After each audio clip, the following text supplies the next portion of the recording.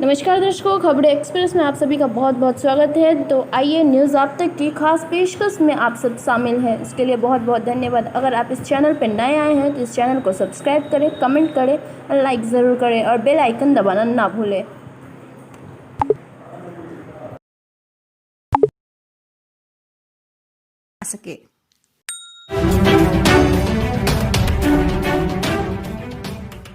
Rajasthan high court के फैसले के बाद राज्य में सियासी हलचल तेज हो गई है। हाईकोर्ट के आदेश के बाद मुख्यमंत्री अशोक गहलोत ने सरकार बचाने की कवायद तेज कर दी है। उन्होंने विधानसभा सत्र बुलाने के लिए राज्यपाल कलराज मिश्र से मुलाकात की। बात नहीं बनने पर गहलोत समर्थक कांग्रेसी विधायक राजभवन पर धरने पर बैठ गए। भारत ने विश्व स्वास्थ्य संगठन की ओर से प्राप्त अनुरोध के आधार पर उत्तर कोरिया को 10 लाख अमेरिकी डॉलर कीमत की मेडिकल सहायता भेजी है। विदेश मंत्रालय ने शुक्रवार को इस आशय की जानकारी दी।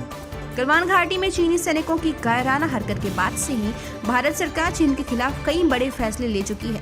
भारत सरकार ने अब देश की सुरक्षा को ध्यान में रखते हुए जनरल फाइनेंशियल रूल्स 2017 में संशोधन किया।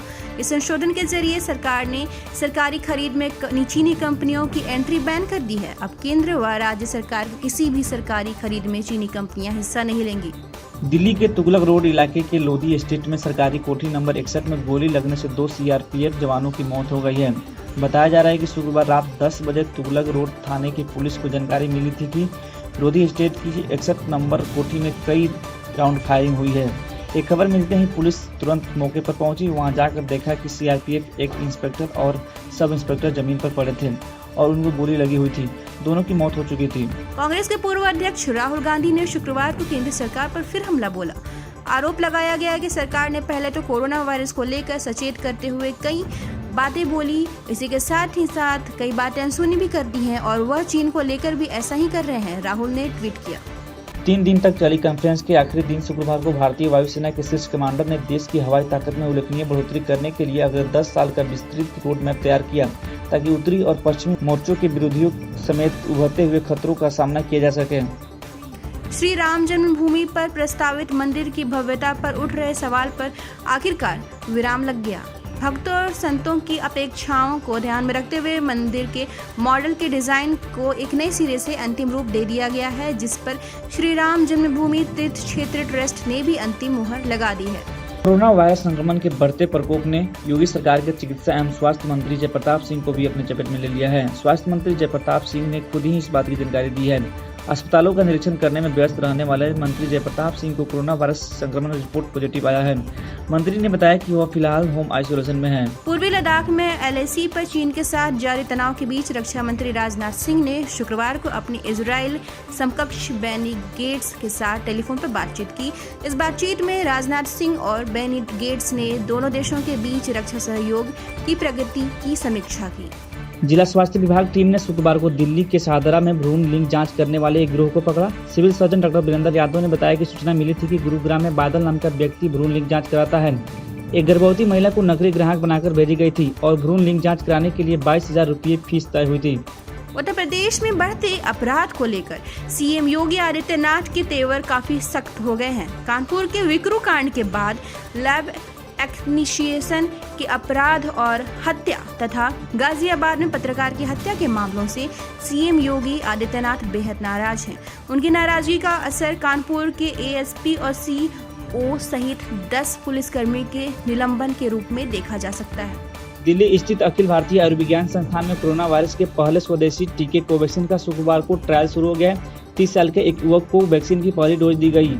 झारखंड में क्वारंटीन सेंटर में मौज मस्तियों को लेकर बवाल मचा हुआ है। सरकार के नाक के नीचे राजधानी रांची के खिलगांव क्वारंटाइन सेंटर में 3 तबलीगी महिलाओं के गर्भवती होने के मामले सामने आए हैं। इस पर सियासी भी बहुत गरमाया हुआ है। इस मामले की जांच के आदेश के बाद सभी संबंधित संस्थान यथा बिरसा मुंडा जेल, जिला प्रशासन, रांची पुलिस और विभाग इस मामले में अपनी गर्दन बचाने में लगे हैं। राजस्थान के मुख्यमंत्री अशोक गहलोत अपनी सरकार का बहुमत साबित करने की मांग को लेकर शुक्रवार को कांग्रेसी विधायकों के साथ राजभवन पहुंचे। कांग्रेस का दावा है कि उनके पास 109 विधायकों का समर्थन है। बिहार के गोपालगंज, पूर्वी चंपारण व दरभंगा में गंडक व बांग मती नदियों के तटबंध टूट जाने के कारण भीषण बाढ़ की आशंका गहरा रही है। इससे दहशत का माहौल है। कांग्रेस राजस्थान की लड़ाई जयपुर से दिल्ली ले जाने की तैयारी में है। शुक्रवार को राजभवन में गहलोत गुट के विधायकों के धरना देने के बावजूद अगर लगता है कि उनकी मांग की अनदेखी हो रही है तो फिर कांग्रेस दिल्ली का रुख करेगी। मुख्यमंत्री अशोक गहलोत और उनका खेमा राष्ट्रपति रामनाथ कोविंद के समक्ष गुहार लगाएगा। इसके साथ ही गहलोत गुट के विधायकों की सड़क पर भी उतरने की प्लानिंग है। अयोध्या में 5 अगस्त को प्रस्तावित राम मंदिर भूमि पूजन के लिए रास्ता साफ हो चुका है। भूमि पूजन पर रोक लगाने के लिए दाखिल एक जनहित याचिका को इलाहाबाद हाई कोर्ट ने खारिज कर दिया है। हाई कोर्ट ने याचिका की खारिज करते हुए कहा है कि हम राज्य सरकार और आयोजकों से उम्मीद करते हैं कि सोशल डिस्टेंसिंग समेत कोरोना के रोकथाम के लिए बनाए गए सभी प्रोटोकॉल का पालन होना चाहिए। जिला स्वास्थ्य विभाग टीम ने शुक्रवार को दिल्ली के शाहदरा में भ्रूण लिंग जांच करने वाले एक गिरोह को पकड़ा। Civil surgeon doctor Virendra Yadav ने बताया कि सूचना मिली थी कि गुरुग्राम में बादल नाम का व्यक्ति भ्रूण लिंग जांच कराता है। एक गर्भवती महिला को नकली ग्राहक बनाकर भेजी गई थी और भ्रूण लिंग जांच कराने के लिए 22,000 रुपये फीस तय हुई थी।